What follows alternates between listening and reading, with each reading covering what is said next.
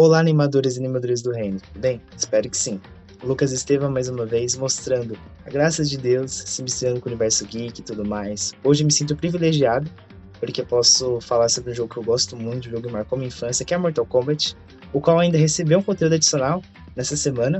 Eu vou deixar o link aqui embaixo do trailer e tudo mais, estou bem animado. E o tema, né, que se entrelaça com isso é: você reiniciaria a sua vida? É uma pergunta estranha de se fazer, mas muitas vezes nós pensamos, eu queria largar tudo e viver no mato, no interior. Eu queria nascer de novo para poder fazer coisas diferentes. Eu queria voltar a tal época, porque em tal época eu era feliz. Nós vamos ver o que a Bíblia e Cristo fala disso. Mas antes, vamos falar do jogo em si. A produção foi baseada, né, inicialmente, no filme O Grande Dragão Branco, o qual é um filme excelente, assim, de luta. Ed Boon e Joe Tobias pensaram, vamos fazer um jogo sobre isso? Tentaram, só que acabou não dando certo. Mas eles não desistiram da ideia de fazer um jogo de luta.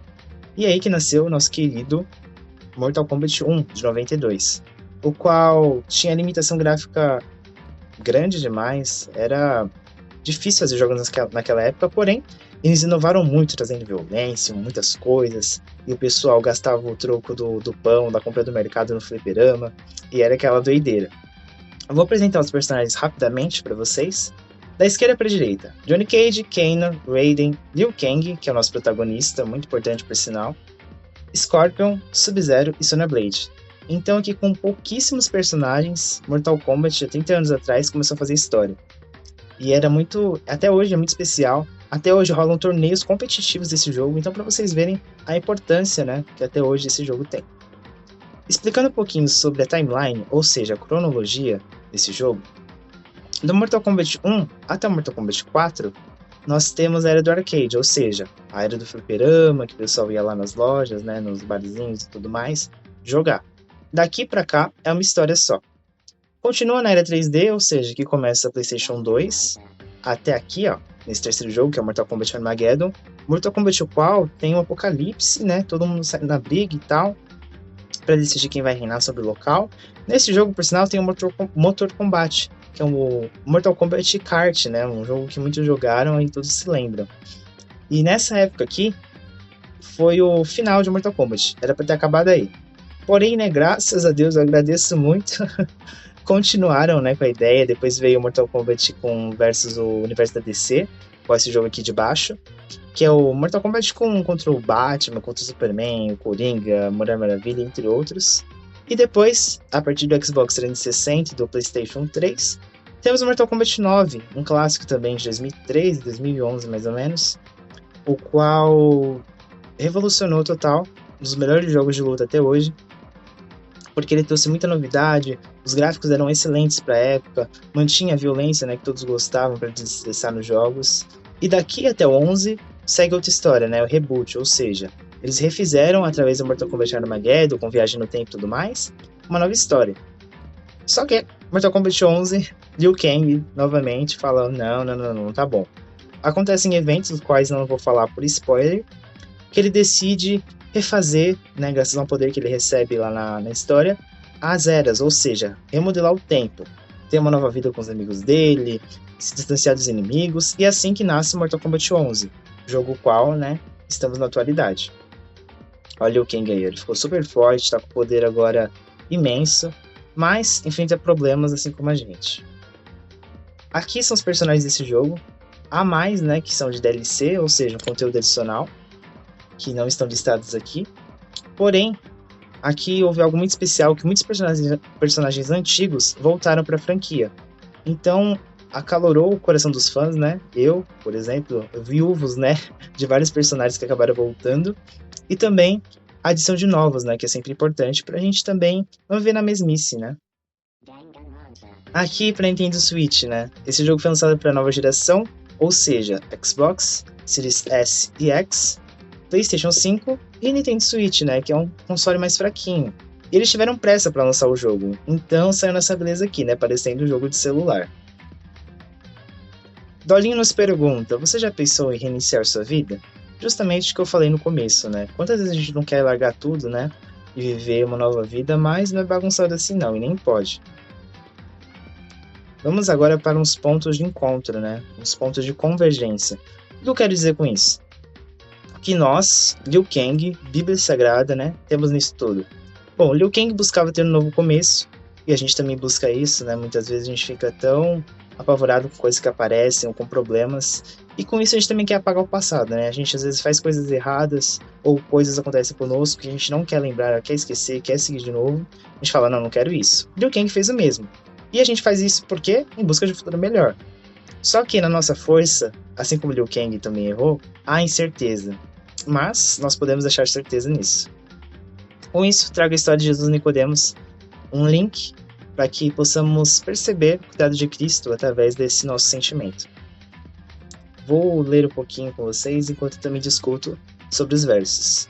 Jesus e Nicodemos, essa história se encontra no capítulo 3 do Evangelho de João, no versículo 1 ao 12, e diz assim: Havia um fariseu chamado Nicodemos, uma autoridade entre os judeus. Ele veio a Jesus à noite e disse: Mestre, sabemos que ensinas da parte de Deus, porque ninguém pode realizar os sinais miraculosos que estás fazendo se Deus não estiver com ele. Ou seja, daqui, Nicodemos já está reconhecendo a autoridade de Jesus, isso é muito bom. Nicodemos já chega a Jesus, né, no horário até bem conveniente, né, logo à noite, e fala: Jesus, olha, eu sei que você é o cara mesmo, eu sei que você está com Deus, porque não teria como não ser. Em resposta, Jesus disse: Digo-lhe a verdade, ninguém pode ver o reino de Deus se não nascer de novo. Então Jesus já dá uma indagação aqui para Nicodemos, né, para ele ficar esperto. Nicodemos pergunta: como alguém pode nascer de novo sendo velho? É claro que não pode entrar no ventre de sua mãe pela segunda vez e renascer. Ou seja, Nicodemos ser bem literal aqui, né? Quando Jesus não tem como, né? Naturalmente isso é impossível, isso não existe.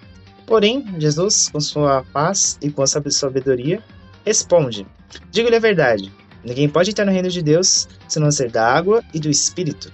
O que nasce da carne é carne, mas o que nasce do Espírito é Espírito. Não se surpreenda pelo fato de eu ter dito: é necessário que vocês nasçam de novo. O vento sopra onde quer, você o escuta, mas não pode dizer de onde vem, nem para onde vai. Assim acontece com os que nascem no Espírito. Ou seja, Jesus está falando aqui, olha, Nicodemos, tem que nascer de novo, porque nascendo de novo, nascendo do Espírito, estando segundo a vontade de Deus, nisso há liberdade e nisso também há o agir de Deus. Então, você não vai ter que se preocupar com as coisas vão ficar acontecendo. No verso 9, Nicodemos pergunta, né? Eu imagino ele assim, né? Fazendo assim com a barba, né? Meu Deus, como pode? E ele pergunta, né? Como pode ser isso? Jesus responde no verso 10 e termina no verso 12. Jesus disse: Você é mestre em Israel, não entende essas coisas? Asseguro-lhe que nós falamos do que conhecemos e testemunhamos do que vimos, mas, mesmo assim, vocês não aceitam o nosso testemunho. Eu lhes disse de coisas terrenas e vocês não creram. Como eu falarei, né, das coisas celestiais? Ou seja, Jesus aqui, né, dá um checkmate. Aí você vai falando, Nicodemos, eu tô falando aqui de coisas que você conhece, de coisas que vocês podem ver, usando parábolas, usando, né, alegorias, e vocês não entendem como é que eu vou fazer as coisas dos céus, né? Você que é super estudado. E o que a gente pode aprender com isso, né? O que a gente pode absorver com isso? Nós não precisamos reiniciar nossa vida. Jesus morreu na cruz para que tenhamos esse acesso. Quando Jesus fala ali de nascer, né, da água, nascer do Espírito, é justamente disso. É justamente dessa vida que ele oferece. E nós, na nossa força, não conseguiríamos fazer nada disso. Porém, Jesus, através do seu sacrifício, ele nos dá perdão de todos os pecados, de todas as ofensas, de todos os nossos atos do passado. Ele salva o nosso presente, né? Esquece o nosso passado, salva o nosso presente e nos guia para o futuro melhor. Alguns versos que mostram sobre isso ao decorrer do Novo Testamento, provando que isso é de graça, isso não provém de esforço próprio. Colossenses 3:11 diz: Nessa nova vida, não há diferença entre grego e judeu, circunciso e incircunciso, bárbaro e cita, escravo e livre, mas Cristo é tudo e está em todos. Ou seja, Paulo está falando aqui, olha, gente, não tem mais divisão, não tem mais essa de, eu sou melhor, eu sou pior, eu sou branco, eu sou negro, eu sou rico, eu sou pobre, não. Não, esquece isso aí. Paulo está falando aqui, olha, Jesus está para todos, basta querer, não há mais essa divisão. O véu foi rasgado a partir da crucificação de Cristo e nós temos liberdade de acessar o Pai. É isso que Paulo está falando aqui. Como também em Gálatas, no capítulo 2, no verso 20, que diz: Fui crucificado com Cristo, assim já não sou mais eu quem vive, mas Cristo vive em mim. A vida que agora eu vivo, no corpo, vivo pela fé no Filho de Deus, que me amou e se entregou por mim. Ou seja, Paulo já está deixando aqui bem claro que ao aceitar isso, Ao tomar posse dessa redenção, nós temos uma nova vida. Não é mais Lucas, não é mais fulano, não é mais Beltrano vivendo. Sim, Cristo. E nisso a liberdade. Afinal de contas, Cristo venceu o mundo. Temos uma nova vida. Primeira carta de João e Ezequiel mostram isso, de dois lados muito interessantes. Começando por João. Primeira carta, verso 9 do capítulo 1. Se confessarmos os nossos pecados, ele é fiel e justo para perdoar os nossos pecados e nos purificar de toda injustiça. Ou seja, o João está falando aqui sobre algo que é a principal coisa que nos impede. A culpa, né? O peso. O João está falando que, olha, se você confessar seu pecado, Jesus é bom, Jesus é amável, Jesus é justo para purificar isso e perdoar. Então, olha, pecado, esquece. Show. É que nem está escrito também em Miqueias, né? Que Deus esquece nossos pecados e tudo mais. Então, basta crer nisso, que é uma verdade. A Bíblia não é baseada em talvez. Ah, e talvez se você fizer isso, você vai receber aquilo. Talvez se você fizer aquilo, vai receber assado. Não. A Bíblia nos dá certezas. Se você confessar os seus pecados, você será perdoado. E isso é muito bom. Graças a Deus por isso. Ezequiel 36, do 25 ao 27 diz: Aspergirei água pura sobre vocês e ficarão puros. Eu os purificarei de todas as impurezas e de todos os seus ídolos. Darei a vocês um coração novo e porém um espírito novo em vocês. Tirarei de vocês o coração de pedra e, em troca, darei um coração de carne. Porém, meu espírito em vocês e os levarei a agir segundo os meus decretos e a obedecer fielmente às minhas leis. E isso aqui é muito importante. Vamos por pontos. Aqui Deus está falando, né, que aspergerá água pura sobre nós, ou seja, nos purificará, assim como continua dizendo, né, literalmente. Nos purificar de todas as nossas impurezas e ídolos, ou seja, nossos pecados, das coisas que falhamos, e daquelas coisas que nós colocamos no local de Deus. Na cadeira do nosso coração, que só há um lugar, a gente coloca tantas coisas, a gente coloca amigos, coloca família, coloca nós mesmos, nossos desejos, nossos impulsos, mas Deus quer nos livrar disso. Não fomos criados para viver em prisão, muito pelo contrário. Cristo nos chamou para liberdade, nos chamou para vida e vida em abundância. E esse é o convite de Deus para nós. Ele continua dizendo assim: darei um coração novo para vocês e porei um novo espírito também. Ou seja, tudo aquilo que nós temos atualmente, que a gente considera fraco e tudo mais, Deus renova. Deus nos dá um novo acesso, uma nova ótica de vida. Ele tirará o coração de pedra e colocará um coração de carne, ou seja, a amargura, o remorso, todas as coisas ruins que nós carregamos, Cristo está disposto a trazer coisas novas, a mudar esse pensamento e esse modo de viver. E o finalzinho ali, que para mim é o mais incrível, é que porém meu espírito em vocês, eu os levarei a agir segundo os meus decretos e obedecer fielmente às minhas leis. O Espírito ali está em maiúsculo, né? Então é o próprio Deus em nós, nos ajudando a seguir, né, o que Ele pede, o plano dele, que é a melhor coisa para a nossa vida.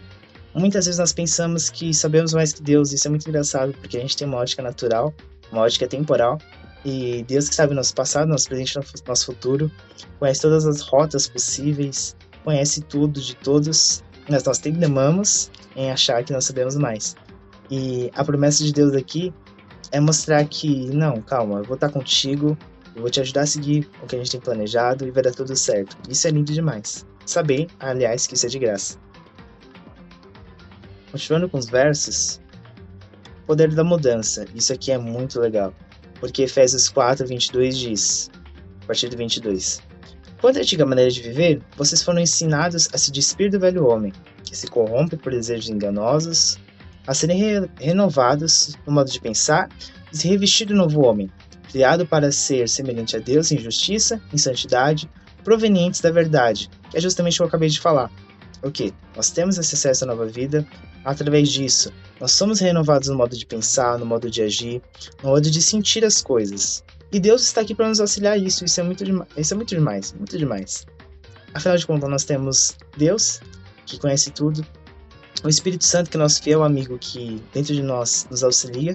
Além disso, temos irmãos que também passam dificuldade conosco, só que vencem com Cristo. Então a gente tem essa troca recíproca de experiências, os quais a gente pode aprender e se ajudar. Isso é muito incrível, é realmente uma família que está prosseguindo para um alvo maior, para algo melhor, para algo eterno, e isso não tem preço. Jesus nos chama para isso. Anteriormente, diz Efésios 2, 3, 5, todos nós vivíamos entre eles, satisfazendo nossas vontades da carne, seguindo nossos desejos e pensamentos. Como os outros, éramos de natureza merecedores de ira.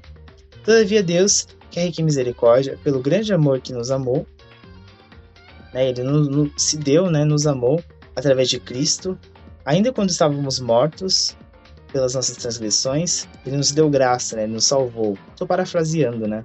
Ou seja, aqui Paulo vai finalizar dizendo: olha, a gente vivia de um jeito antes, mas não podemos permanecer assim. Jesus morreu, Jesus deu um sacrifício, Jesus se deu, Jesus nos amou e nós temos acesso a algo maior. A gente tem acesso a algo muito mais frutífero.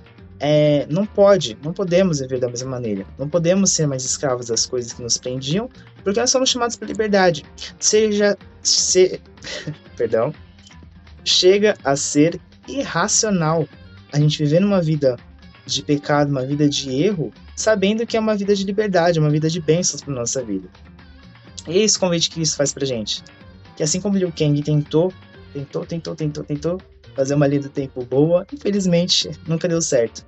Porque ele não confiava, né, em certas coisas e ele não tinha poder para isso. Ainda no seu poder imenso, ele não conseguia fazer isso. E a gente, na nossa pequenez, nas nossas falhas, tentamos fazer isso, porém, isso tá falando: ei, calma, esquece isso, pela sua mão não vai dar, pega na minha e vamos. E esse é o convite que Deus faz para cada um de vocês. Deus abençoe, até o próximo vídeo, fiquem na paz.